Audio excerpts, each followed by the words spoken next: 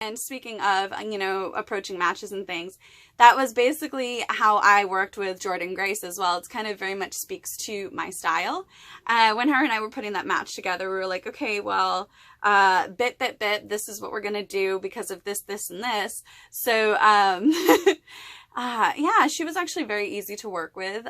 We had a lot of fun.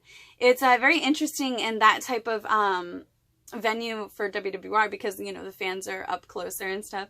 I was actually having a pretty good athletic day. I remember because my lung disease wasn't really bad that day for whatever reason, so I didn't get as blown up as fast in that match.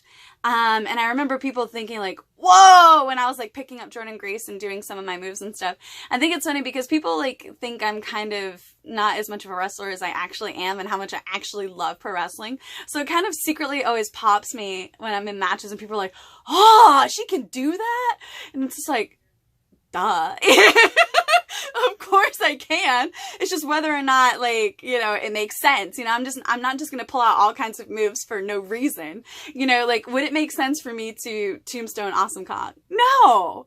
That would make her look bad, you know, like this, like, super tiny girl, you know, tombstoning her, you know what I mean? So everything has to make sense and serve a purpose. I feel like some people forget that, you know?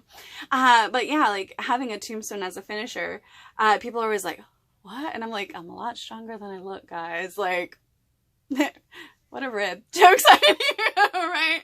Oh my God, it makes me laugh. And I remember popping myself and laughing inside my head in the match I had with Jordynne Grace, just kind of like, because of some of the fans' reactions. But what was really cool about that match is I saw quite a few of my t-shirts in the crowd. So like, I had the Taylor Army in the house before I even knew I had a Taylor Army. How cool is that, right?